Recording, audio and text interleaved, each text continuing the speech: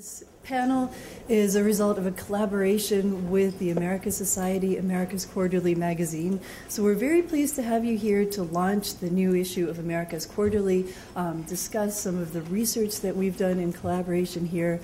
We also, of course, want to thank the GE Foundation who made this all possible. We're going to go right into the morning's events, and so without further ado, I will turn the floor over to Chris Sabatini, the editor of Americas Quarterly, who has, with his team, done so much work to bring this event and make this possible today. So, Chris?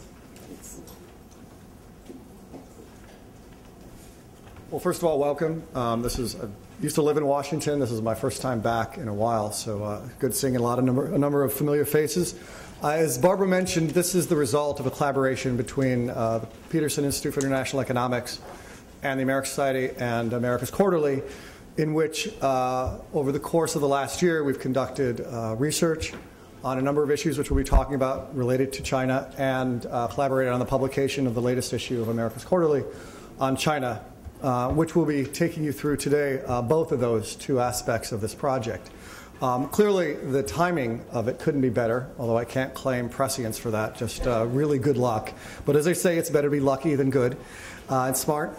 And clearly, with the arrival this week of the Chinese vice president in Washington, and then, of course, also on to Iowa, I assume not for the straw poll in the caucuses because he missed that, but clearly the attention that's been devoted to his arrival of a vice president in the media, in diplomatic circles, indicates the importance of China's rise and a certain amount, I think, of anxiety, perhaps rightly or wrongly, about what this means for the United States, for the global economic system, and even for Latin America. So what we'll do today is we'll talk first, we'll have a keynote speaker, McLarty, and then we'll have a panel talking about Chinese mining, particularly in Peru, comparing it to U.S. mining endeavors, and then talk a little bit about the issue with senior scholars from the Peterson Institute and our Vice President of Council of the Americas here in Washington. So without further ado, what I'd like to do is introduce our keynote speaker, Thomas McLarty, who all of you I'm sure know. He was a businessman before he came to serve in the U.S. government. He served first as President Bill Clinton's chief of staff, and then was special envoy to the Americas under President Clinton. Since then, he's gone on to found his own consulting firm, and he's president of McLarty Associates, which I think was good that they made him president since they named it after him. And which also now, with an alliance with the Scowcroft Group, has now expanding its efforts in China. In addition, Mac has a personal connection in China. His son is now living in China, managing the Chinese automobile business that he also runs and has in Mexico and Brazil, and also now in China. So without further ado, let me introduce Thomas McLarty. Thank you.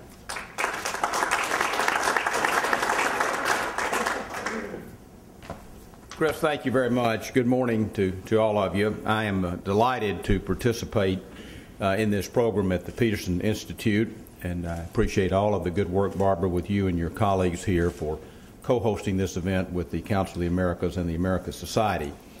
I do want to say just a couple of words about the Institute itself, because I think it's really been a leading and strong voice on the important economic issues of the day for many years. And I genuinely want to express a personal word and tribute to Fred Bergston, who will be stepping down after really founding this organization later this year. Fred has been a good friend, someone that I've come to know, certainly respect and value his judgment. He has built a special organization here, and he certainly leaves a very solid and I think enduring legacy, and I wish him well with Arvind Subramanian, Nicholas Lardy. I mean, there are just a number of outstanding scholars here and thinkers at the IAE and Peterson Institute. And as Chris noted, it's a particular pleasure to take part in any event of the Americas Society and the Council of the Americas. I have been on the board of the Council for a decade now, and I have particularly appreciated the energetic, thoughtful, skilled leadership of Susan Siegel, who has really renewed the Council with Susan's knowledge and commitment to the region, her business expertise. She has really been a force, and a force for good. And my colleague, Ambassador Secretary John Negroponte, is Chairman of the Council of the Americas. Diana, good morning to you as well. You know the region like few do. And of course, you and Chris, you and Eric are really two of the sharpest, most contemporary, substantive, serious thinkers about the region that I know. So it's been a great joy, really, for me to be associated with the Council and participate in this event today. I do think Chris has it right, as usual, that our gathering today is evidence that China has stepped onto the world stage. I was with Vice President Xi yesterday at the Secretary of State and Vice President's luncheon. I had the privilege of meeting him about 4 years ago here, was impressed with him, and then seeing him about 2 years ago in China. He, I think, has the real abilities and makings of being the right person at the right time in terms of Chinese leadership. It's crucial to China, it's crucial to Asia, and frankly, it's crucial to the world and our own country. But both of these presentations today, I think really a cutting-edge presentation, I've read the material, on the research of Chinese mining practices in Peru, and then the panel discussion of China's global rise and its implication for the Americas, are exactly the kind of serious and detailed and yet broad presentations, discussions that these issues deserve. And Chris, without being too solicitous, and certainly I'm not objective, but this is first-rate work. The Americas Quarterly, you and your colleagues have done a splendid job, and I commend you for it. As Chris noted, I honestly feel like I could be on either side of the aisle.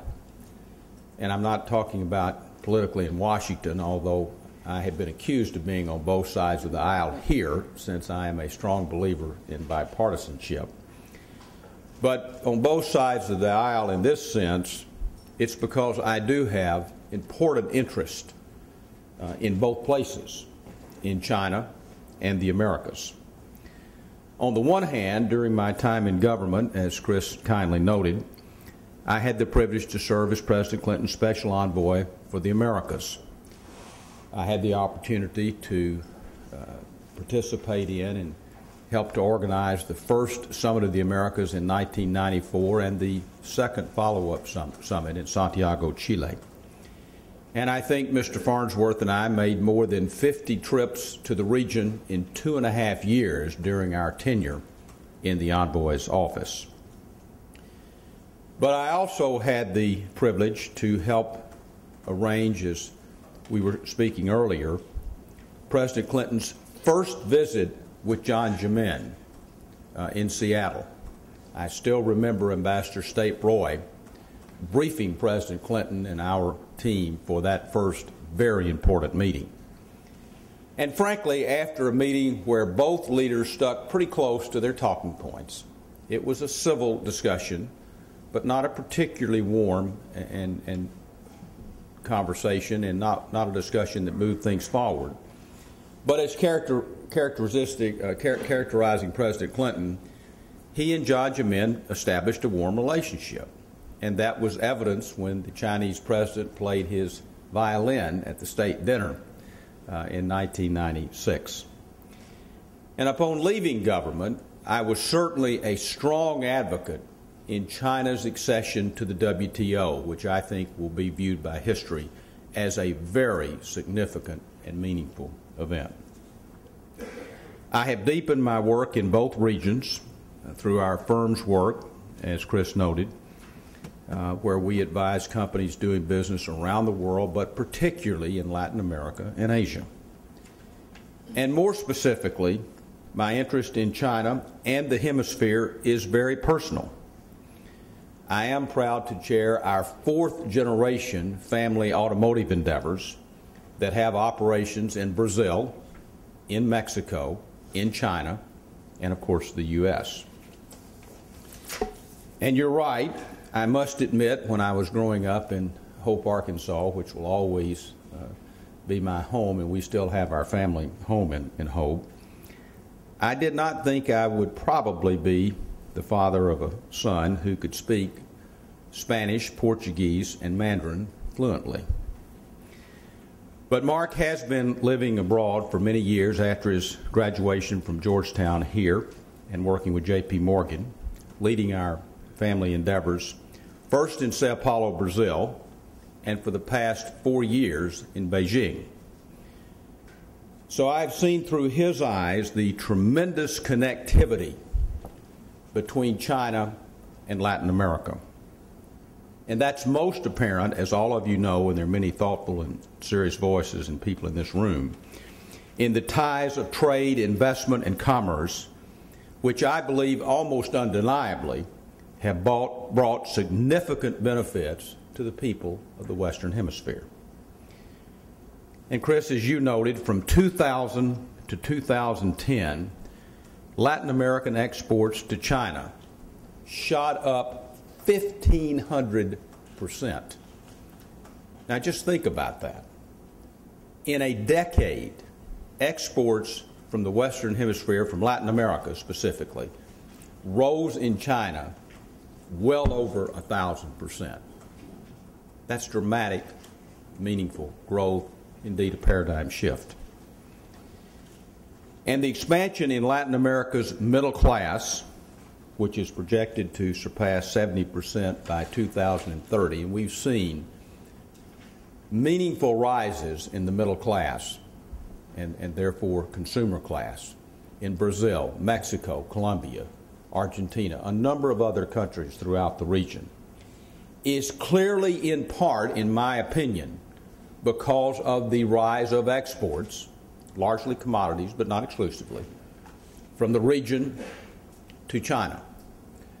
Luis Ferlan, who was at the forefront of that as Trade and Commerce Minister in Brazil under President Lula, and I have discussed this many, many times.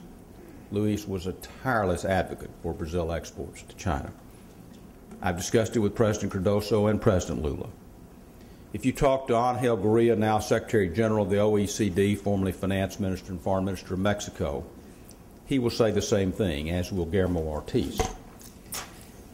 And meanwhile, Eric Farnsworth reports in this America's Quarterly piece, which is an excellent one, by late 2010, Chinese enterprises had invested almost $44 billion in the region, up from $1 billion in 2003.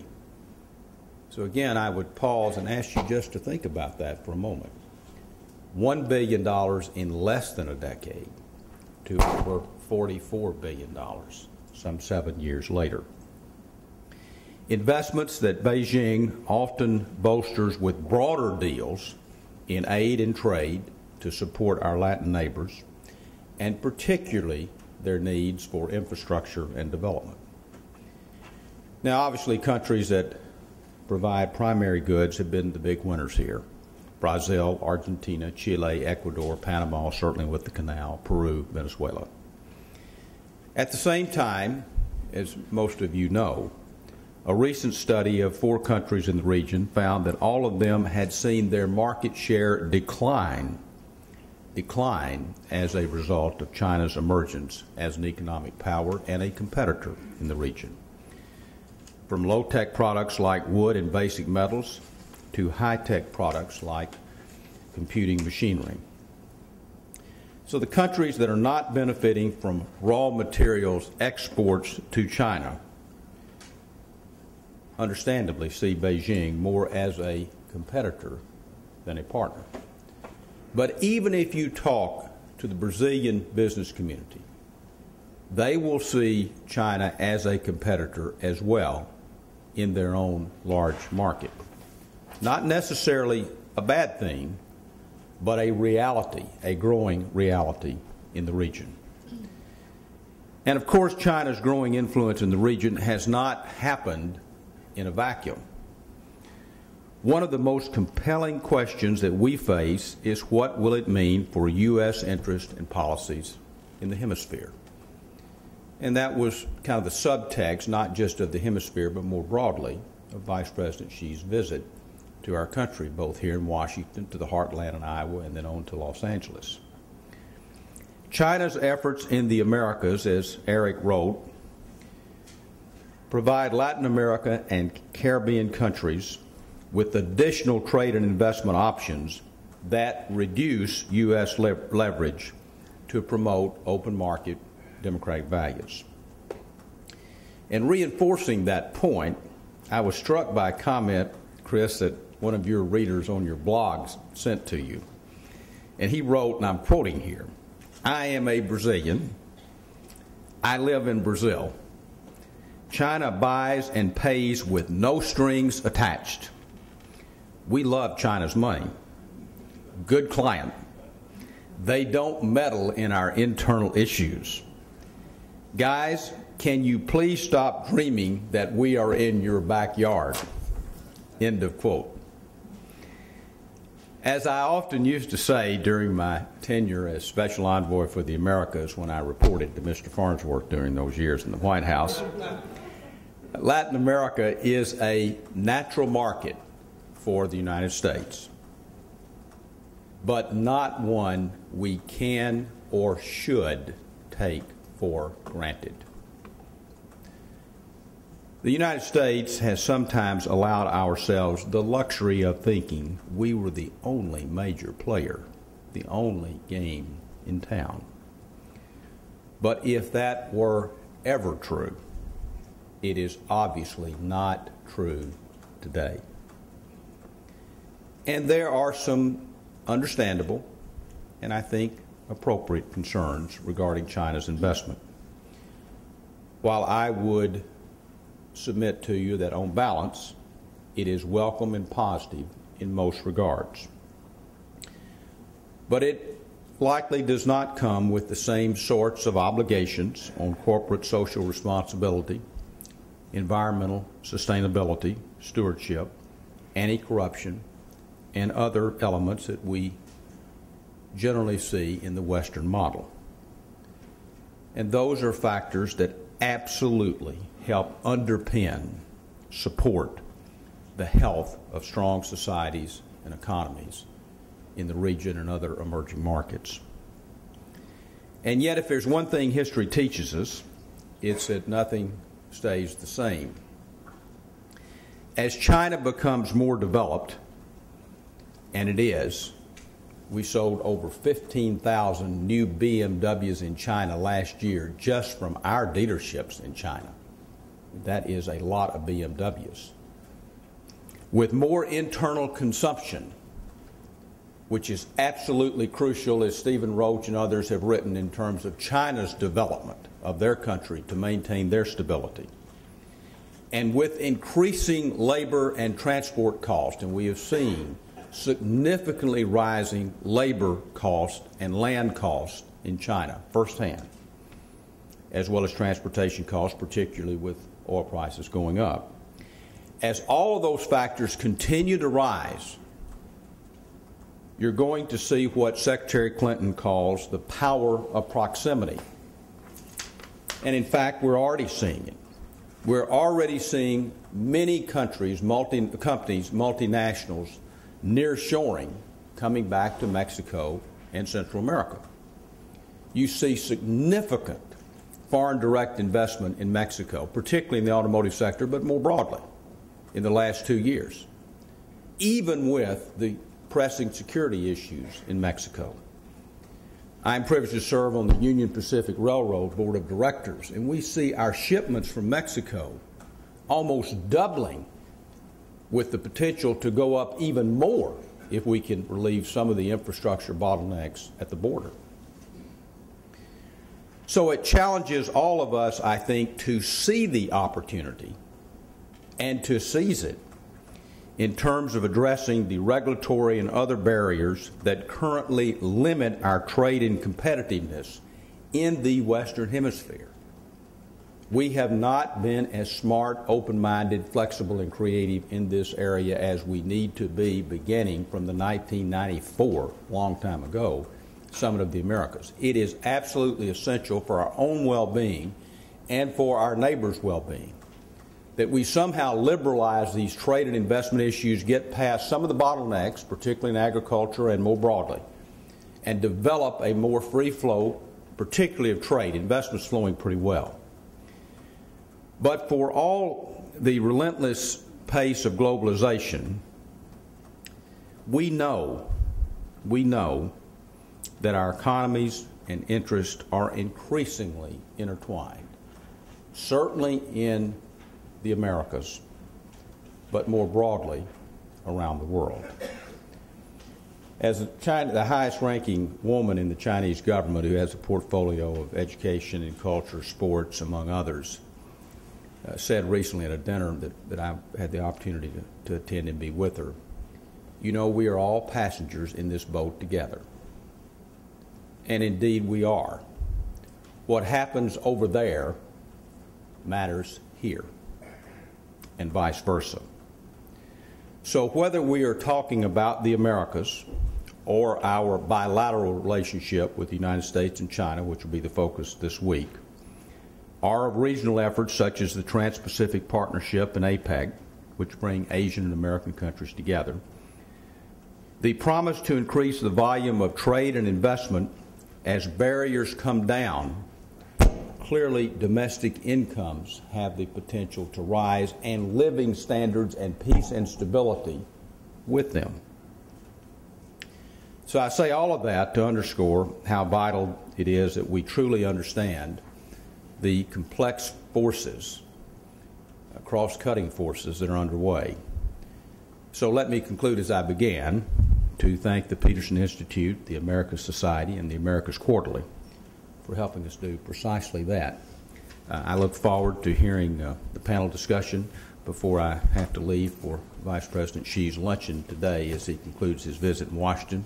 It's a great pleasure to be with you. Thank you.